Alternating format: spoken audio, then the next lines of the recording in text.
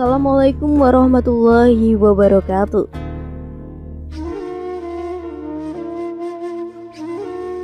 Semoga kita selalu dalam keadaan sehat walafiat. Amin ya robbal alamin. Yang pertama kita akan menceritakan tentang kisah istri dari Nabi Nuh alaihi salam dari Ibnu Abbas radhiyallahu anhu. Berkata, Allah subhanahu wa ta'ala mengangkat Nuh sebagai nabi ketika usianya 40 tahun dan masa dakwahnya selama 950 tahun. Setelah banjir bandang yang membinasakan seluruh makhluk hidup, Nabi Nuh masih hidup selama 60 tahun. Artinya Nabi Nuh memiliki usia 1050 tahun. Nah, Nabi Nuh ini teman-teman diutus untuk suatu kaum yang kaum ini menyembah berhala atau menyembah patung-patung untuk menggantikan Allah subhanahu wa ta'ala.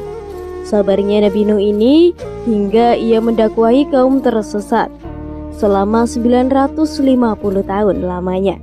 Namun dari selama itu ia berdakwah hanya segelintir orang saja yang mau beriman kepada Allah subhanahu wa ta'ala. Bahkan teman-teman istri dari Nabi Nuh pun tak mau mengakui kalau suaminya ini adalah nabi utusan Allah. Teman-temanku seiman, di dalam suatu riwayat disebutkan bahwa istri Nabi Nuh bernama Walihah atau Wakilah. Nah, Walilah ini teman-teman, dia lebih mendengarkan apa yang diucapkan para pembesar kaumnya daripada apa yang dikatakan suaminya, yaitu Nabi Nuh alaihi wassalam. Berhari-hari, berbulan-bulan, dan bahkan bertahun-tahun ia dakwah, namun tetap saja Walih tak mau ikut suaminya untuk bersama-sama menyembah Allah subhanahu wa ta'ala sebagai zat yang pantas disembah. Akhirnya ketika itu datang perintah Allah subhanahu wa ta'ala kepada Nabi Nuh supaya Nuh dan kaumnya membuat sebuah kapal di atas sebuah gunung tanpa berlama-lama. Ketika itu Nabi Nuh langsung saja melaksanakan perintah Allah subhanahu wa ta'ala. Ia membuat sebuah kapal di atas sebuah gunung. Menurut Ibnu Abbas, kapal ini memiliki 3 dek panjangnya, 300 zero lebarnya, 50 zero dan tingginya 30. Tentunya jika dipikir secara logika ini merupakan suatu kegilaan. Kalau mau dipikir secara nalar, manusia pastilah orang-orang tak akan mau membantu Nuh membuat kapal ketika itu, karena ia sungguh permintaan yang aneh. Dan wajar saja ketika itu hanya segelintir orang saja yang mau ikut membantu kapal ini. Tapi teman-teman, ini tak bisa dilogikakan pakai akal manusia. Tentunya ini harus diterima dengan iman. Membuat kapal di tepi laut saja sudah sulit, maupun buat kapal di atas gunung pastilah akan butuh waktu yang sangat lama. Bahkan diriwayatkan, dijelaskan bahwa pengerjaan kapal Nabi Nuh menghabiskan waktu selama 2 tahun. Bahkan ketika proses pembangunan kapal ini, para pembesar-pembesar kaum ini mengatakan bahwasanya Nuh telah gila. Sobat Zona Islami yang dimuliakan Allah, setelah kapal ini selesai dibangun dan ketika itu Nabi Nuh diperintahkan Allah subhanahu wa ta'ala untuk mengajak kaumnya yang beriman masuk ke dalam kapal tersebut, disertai dengan hewan-hewan yang berpasang-pasangan. Lalu tiba-tiba siang hari itu langit menjadi gelap. Tanpa sedikit pun cahaya matahari dapat menembus tebalnya awan hitam. Siang itu dirasa seperti malam hari yang gelap gulita tanpa cahaya. Tak lama dari itu hujan turun dengan lebatnya. Air hujan ini turun begitu rapat, tak seperti biasanya. Nabi Nuh sempat memastikan rombongannya supaya benar-benar masuk ke dalam kapal. Di dalam kapal ia cek anggota keluarganya, hanya ada 3 anaknya saja, Sam, Ham, dan Yafet. Nuh tidak melihat putra sulungnya yaitu Kanaan dan istrinya berada di dalam kapal ini. Sesekali lagi Nabi Nuh mencoba mengajak istri dan putranya ini. Ia keluar kapal dan mencari-cari keberadaan istri. Ketika Nuh telah bertemu dengan istrinya, Nabi Nuh alaihi salam sempat mengajaknya untuk ikut ke dalam kapalnya. Tetapi istrinya tetap saja menolak. Padahal sudah ada tanda-tanda bahwa akan terjadi banjir besar. Pilihan istrinya sudah bulat. Ia lebih memilih mengikuti para pembesar kaumnya yang sangat ia hormati melebihi hormatnya terhadap sang suami.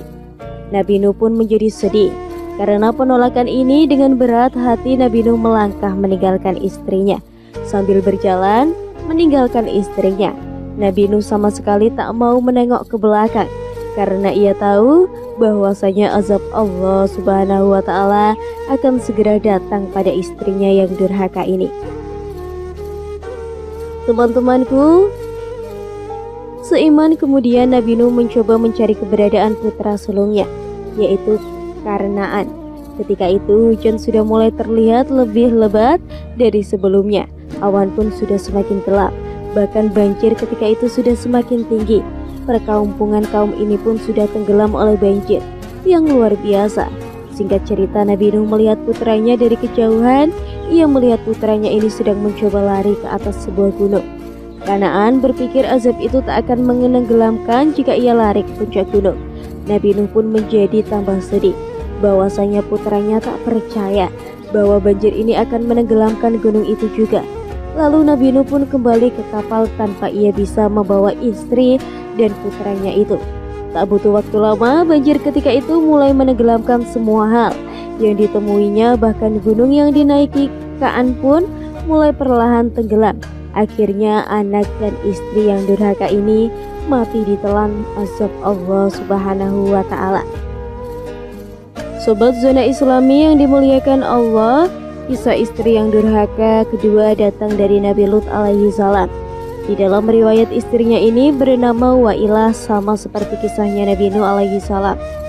Nabi Lut setiap hari selalu berusaha payah untuk mendakwai istrinya ini supaya ia mau beriman kepada Allah Subhanahu wa Ta'ala. Nabi Lut diutus kepada kaum Sodom. Kaum Sodom adalah kaum yang dibinasakan Allah Subhanahu wa Ta'ala. Karena perilaku seks yang menyimpang di kaum Sodom inilah untuk pertama kalinya peristiwa homoseksual terjadi di atas bumi ini.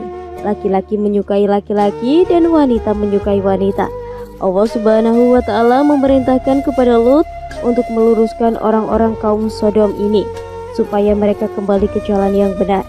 Teman-temanku seiman, bertahun-tahun didakwai tapi mereka tak mau juga merubah kebiasaannya ini.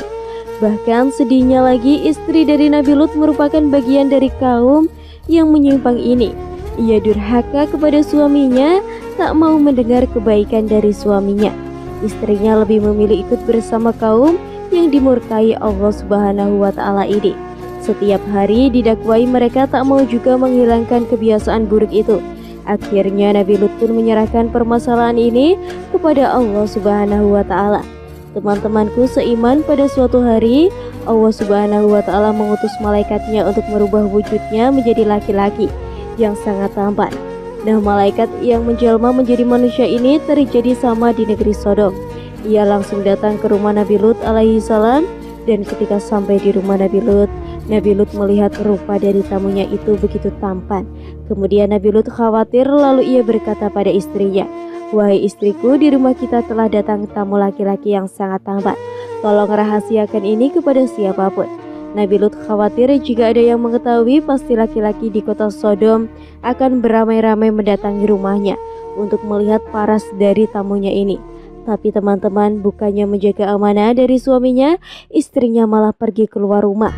Ia mendatangi sekelompok laki-laki dan berkata, "Sekarang di rumahku sedang ada tamu seorang laki-laki yang begitu tampan dan mempesona. Jika kalian memberikan uang, aku akan mempersilahkan kepada kalian untuk melampiaskan nafsu kalian." Maka sekelompok laki-laki ini penasaran dan mereka semua secara beramai-ramai mendatangi rumah Nabi Lut alaihi wassalam. Lalu Allah sudah murka terhadap kaum Sodom itu. Maka tatkala datanglah azab, jadikan negeri kaum Lut itu yang di atas ke bawah, dan kami hujani mereka dengan batu dari tanah yang terbakar dengan bertubi-tubi, hingga tak ada yang tersisa kecuali Allah Subhanahu wa Ta'ala binasakan. Jadi itulah kisah tentang istri Nabi yang diazab Allah Subhanahu wa Ta'ala. Semoga kisah ini bermanfaat. Lebih dan kurangnya mohon dimaafkan. Yang benar datangnya dari Allah Subhanahu wa Ta'ala. Khilaf atau keliru itu datangnya dari saya pribadi sebagai manusia biasa. Sampai bertemu di kisah-kisah seru yang penuh makna selanjutnya. Saya akhiri. Wassalamualaikum warahmatullahi wabarakatuh.